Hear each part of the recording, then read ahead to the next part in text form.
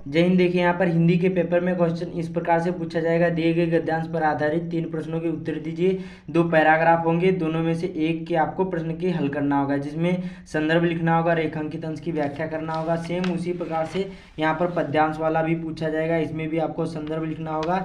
Then उसके बाद में 23वां जो होगा, ये भी इसमें आपको जो इसमें संस्कृत गद्यांश में से किसी एक का संदर्भ सहित हिंदी में अनुवाद करना होगा। और सेम 24वां क्वेश्चन भी पूछा जाएगा, संस्कृत पद्यांश में से यहाँ पर किसी एक का संदर्भ सहित हिंदी में अनुवाद करना होगा।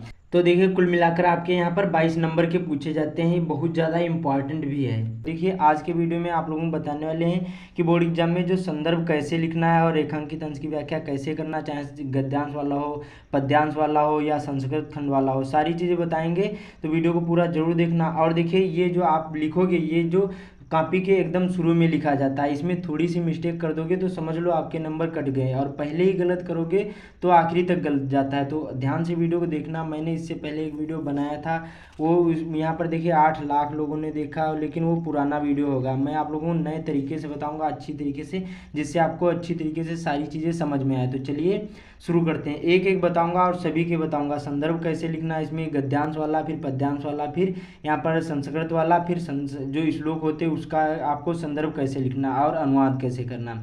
वीडियो के आखिर में बताऊंगा ये जो पद्यांश या गद्यांश होते हैं, पैराग्राफ पहचानने की ट्रिक भी बताऊंगा आखिरी में। तो वीडियो को पूरा जरूर देखना, तभी समझ में आएगा। तो सबसे पहले हल करेंगे यहाँ पर ये गद्यांश वाला, उसके बाद में पद्यांश वाला।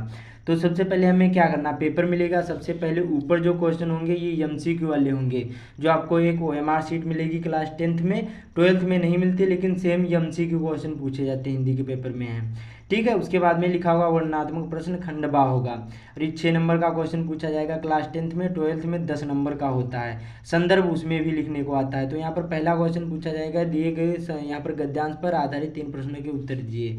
अब देखिए का और खा 2 हैं, लेकिन बीच में अथवा दिया है, तो समझ जाना हमें एक करना है। जहाँ पर किसी भी यहाँ पर आपके सब्जेक्ट कोई भी यहाँ पर पेपर हो, अथवा जो दिया है तो समझ जाओ हमें एक ही करना है।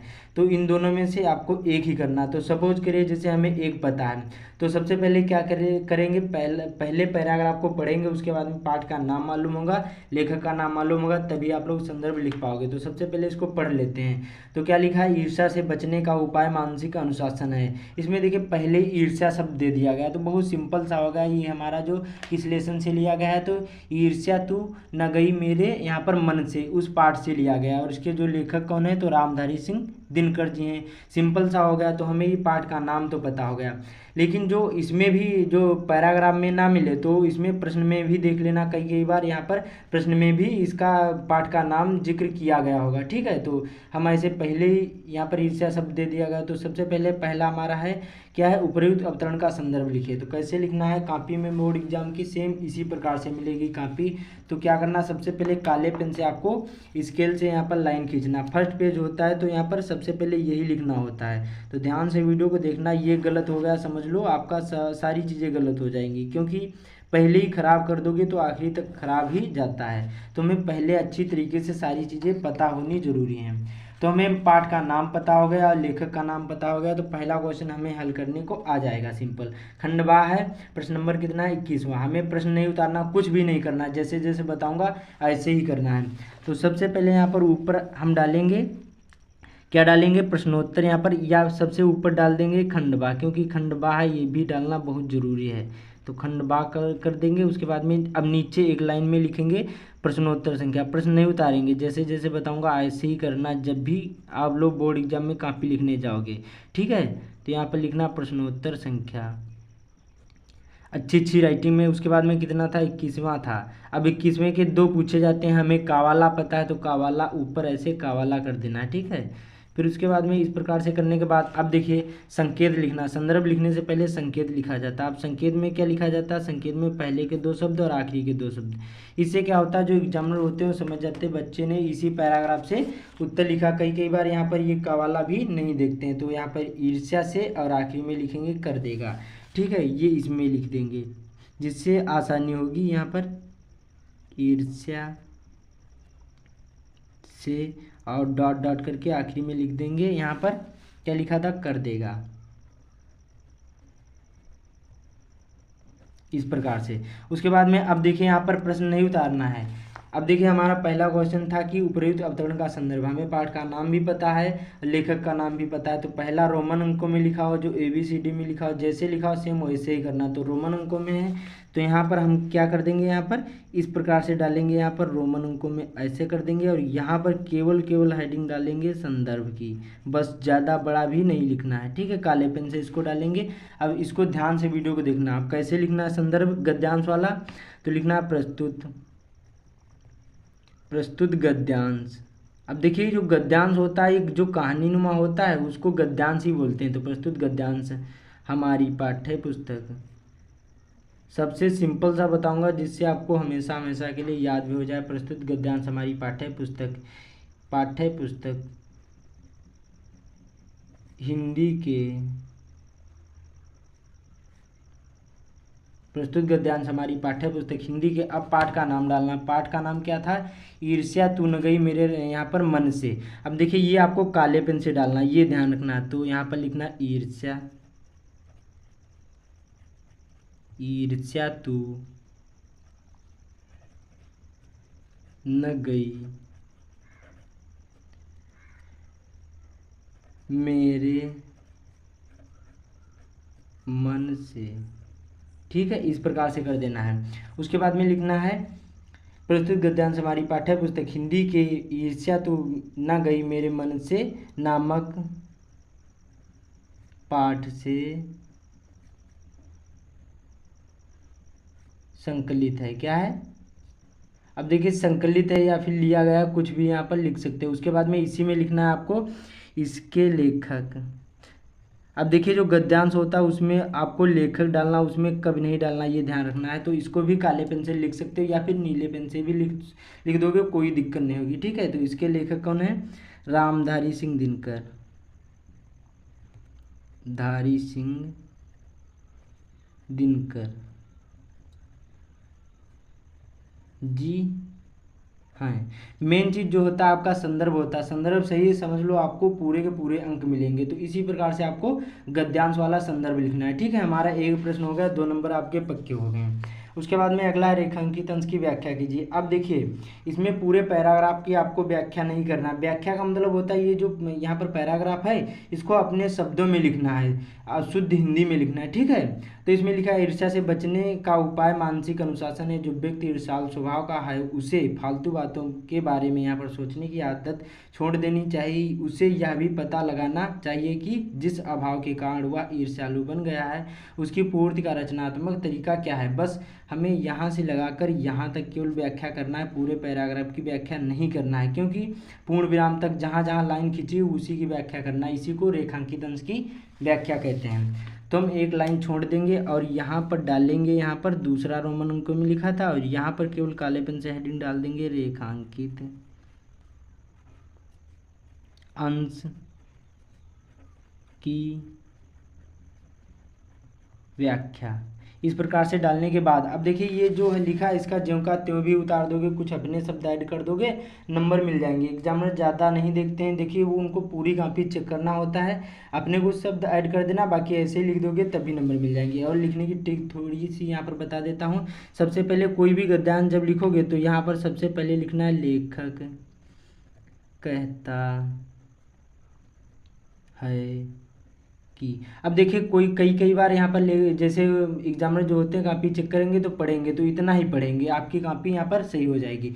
तो सबसे पहले इसको लिख लेते हैं, उसके बाद में बताऊंगा, उसके बाद में अभी पद्यांश वाला बताऊंगा, फिर उसके बाद में संस्कृत वाला बताऊंगा, ठीक है। तो देखिए इसी प्रकार से आपको लिख लेना है, जैसे मैंने बताया सेम इसी तरीके से लिख लेना है कि लेखक कहता है कि मन ही उन विचारों से युक्त होता है कि जो ईर्ष्या को जन्म देते हैं। व्यक्ति मन को रखे तो ईर्ष्या से मुक्त रहता है। यदि कोई ईर्ष्यालु यहाँ पर है तथा यहाँ पर विकार से मुक्त होना चाहता है तो उसके लिए आवश्यक की है कि यहाँ पर व्यर्थ की बातों को ना सोचें और जिस दिन रचनात्मक तरीके से अपने ईर्ष्याल बनने के कारण यहाँ पर दूर करने की जिज्ञासा आएगी, वह ईर्ष्या कम यहाँ पर करना कम कर देगा। तो इसी प्रकार से आपको रेखांकित अंश की व्याख्या करना है इसमें गद्यांश में, ठीक है। अब अगला हमारा क्वेश्चन था कि यहाँ पर एक प्रश्न पूछा जाता है, इसका कैसे उत्तर देना होता है। ये भी बहुत सिंपल सा होता है, केवल समझना जरूरी। यहाँ पर लेखक ईर्ष्या से बचने के लिए किस आदत को छोड़ने के लिए कहता है। अब देखिए ये प्रश्न का उत्तर इसी पैराग्राफ में मिल जाएगा। ये भी बहुत सिंपल सा होता है, केवल आपको थोड़ा सा समझना होगा। क्या बता रहा है, लेखक ईर्ष्या से बचने के लिए किस आदत को यहाँ पर छोड़ने को कहता है। अब देखिए ये जो प्रश्न है इसी में इसका उत्तर मिल जाएगा। तो देखिए यहाँ पर देखिए ऊपर ही लिखा है कि जो व्यक्ति ईर्ष्यालु स्वभाव का है उसे फालतू की बातों के बारे में सोचने की आदत छोड़ देनी चाहिए। बस यही इसका उत्तर है कि यहाँ पर किस आदत बचने के लिए बताता है कि फालतू की जितनी बातें होती हैं या फिर व्यर्थ की बातें होती हैं उनको छोड़ देनी चाहिए। बस इसका उत्तर कैसे लिखना है, तो हमें एक लाइन छोड़ देनी है और यहाँ पर तीसरी ऐसे कर देना है, और इसमें भी आपको प्रश्न नहीं उतारना है। तो हमें लिख देना है, इस प्रकार से लिखना है, नीले पेन से लिखना है, लेखक यहाँ पर का कहना है या फिर का कहना है कि यहाँ पर ईर्ष्या से बचने के लिए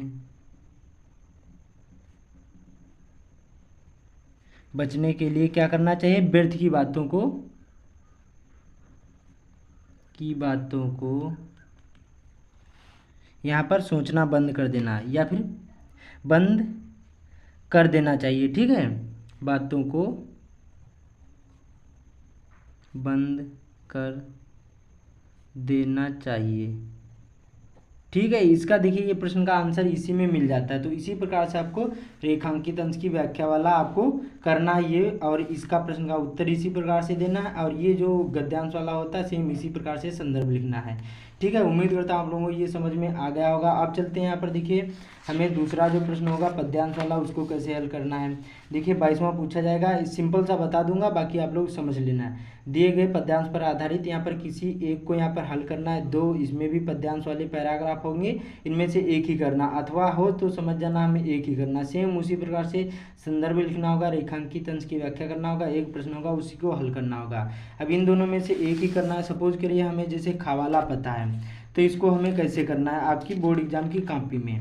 तो देखिए यहाँ पर सबसे पहले क्या करना है, हमें प्रश्नोत्तर संख्या डाल लेना है। प्रश्न नंबर कितना है यहाँ पर 22वां है, तो यहाँ पर ऊपर डालना प्रश्नोत्तर संख्या 22वें का खा। हमें खा पता एक ही करना होगा, तो उसके बाद में संकेत में पहले के 2 शब्द और आखिरी के 2 शब्द। इससे एग्जामिनर भी समझ जाएगा, बच्चे ने इसी पैराग्राफ से लिखा है, ठीक है। फिर संदर्भ, जैसे रोमन अंकों में लिखा हो तो रोमन अंकों में, ABCD में लिखा हो तो ABCD में लिख देना है। पहला हमारा होगा ए वाला होगा संदर्भ देखिए कैसे लिखना, इसमें भी बहुत सिंपल सा होता है। तो इसमें देखिए यहाँ पर प्रस्तुत पद्यांश हमारी पाठ्य पुस्तक हिंदी के यहाँ